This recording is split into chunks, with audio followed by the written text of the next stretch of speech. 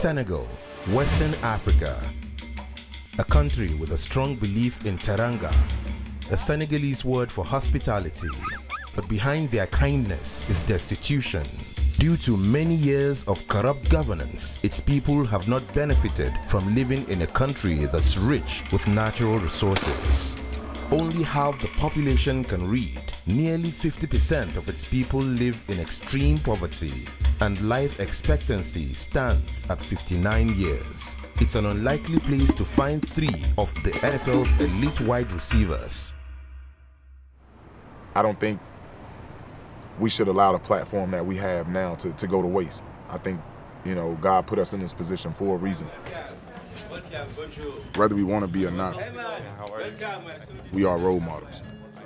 In 2011, after hearing news reports about communities devastated by drought in Ethiopia, Anquan Bolden contacted Oxfam America, an international relief organization that provides humanitarian aid throughout Africa. For myself, I wanted to see firsthand, so they offered me a trip to come along. And at that point, I got in contact with Fitz. I made a phone call to him, and he didn't hesitate. This year, we came to Senegal to do the exact same thing, to find out the problems that are here, how we could advocate for the people here that don't have a voice.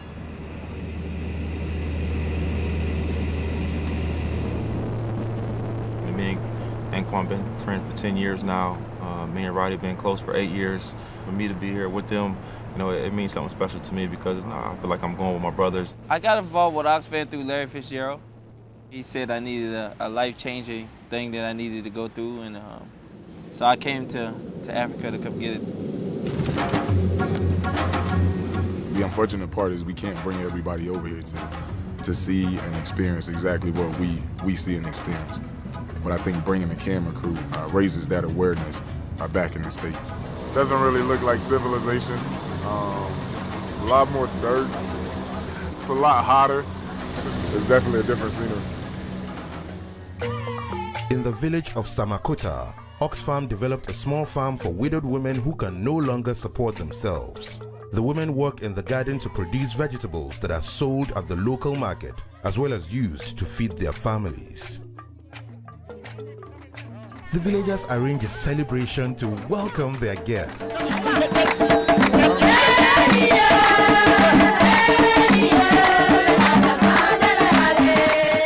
Today marks a joyous occasion for the women. Because of limited resources, their crops have gone unprotected, vulnerable to small animals rummaging for food. But through charitable donations, their greatest need will be fulfilled. About to build a fence. We've all had help getting to where we are today. It's in our heart to give back. Stretch it down some more. This is very great to have these celebrities here. This area is a tourist area, and I see the tourists coming here in this area, but never joining them to work together. With construction on the new fence completed, the villagers take a brief moment to celebrate and then quickly return to work to water their crops. So they got to come. They got to go down to the river every day and get water for the buckets. That's how they survive. That's how they eat. I think you got to laugh and have fun with whatever you do. We started throwing water on them, and they started throwing water back, and it was like a family bond. The more you laugh, the more you love, the more you play, the better life is. This is how we do coaches.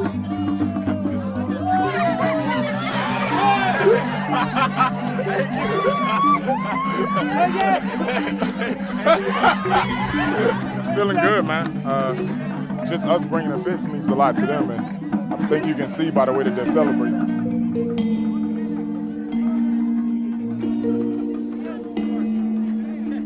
See people that don't have great houses or fancy clothes or anything, but are just sincerely happy and so fulfilled with life.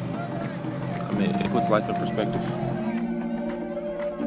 Honestly, I feel kind of bad that I value things the way I do sometimes. It's easy to write a check.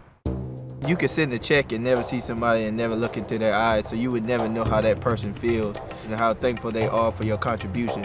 But when you lay eyes on them, it's a totally different experience. For centuries, the small remote village of Sabadola survived by cultivating crops and raising livestock on lands passed down through generations. But after the discovery of major gold deposits, the government allowed foreign mining companies to strip the land from the villagers with little to no compensation. Where farms once stood, large-scale mining operations now scour the landscape. To survive, the villagers are forced to scavenge for small amounts of gold. Every day, the women of the village make numerous trips to a local quarry, walking several miles each way, carrying buckets full of rocks back to their village to pound them into dust, mix with water, and then pan for gold. Extracting around $2 of gold each day, barely enough money to survive. Because these people have so little, even a small handout of water and friendship bracelets sparks a fight amongst the children of the village. I mean, I've always said it that we are privileged. I mean, I'm fortunate, I'm blessed, I'm glad to be born and raised where I was. You know, we definitely are privileged people. On the way to another small mining camp, a stop at an intersection reveals the magnitude of the foreign mining operation that has taken over the area.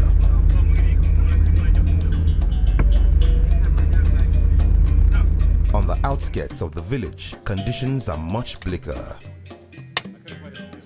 Men chip away at the clay, tunneling deep underground in dangerous conditions without even so much as a hard heart. It's tough. Just the process that they have to go through just to find a little bit of gold. You know, it's unbearable. I mean, it's appalling. I mean, to think that somebody to come in, corner, and just take their land is not right. And you know, I feel sorry for them, and you feel kind of helpless.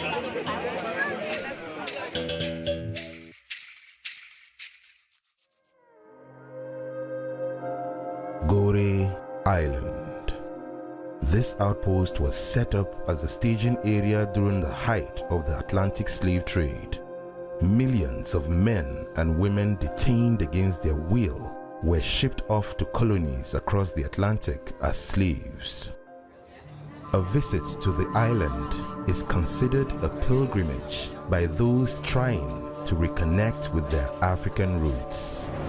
Right now we're on the ferry overhead at the Gorée Island. I'm just, I don't know. I don't know how I feel right now.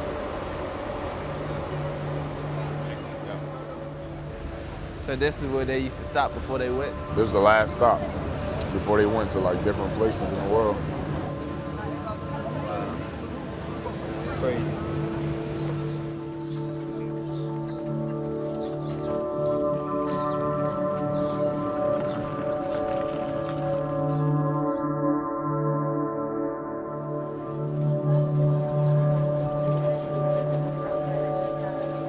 In front of you, you have the cell, the typical cells for men. And in each cell, they used to put about 15 to 20 slaves in each one. They were almost naked. Oh, okay, they had chains around their neck and their arm. And they used to be free once a day to go to the bathroom outside. Once a day. Once a day? Yes, once a day. This is a children's cell. 15 to 20 kids inside at the same time. The slave masters had the right to sleep with the young girls. It was the right for them. Okay, this is what we call here the door of no return. Because once the slave got out from this door, they took them to Americas and they never come back.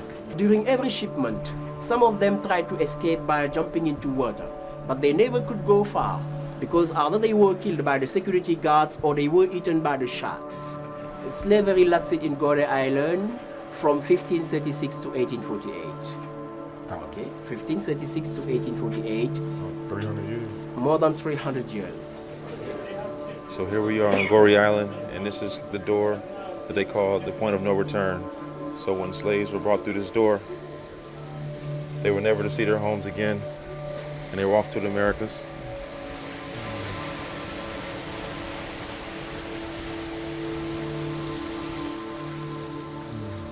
When you hear the numbers and you actually see this door, see how many lives were changed, how many families were broken coming through this. It's unbelievable.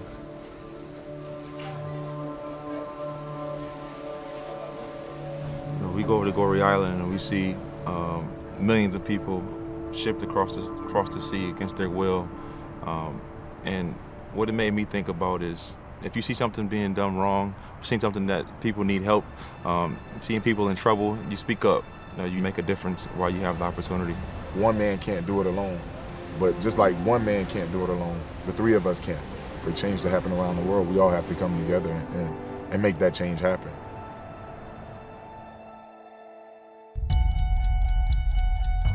Three and a half months after returning from Africa, Bolden made a move to initiate change.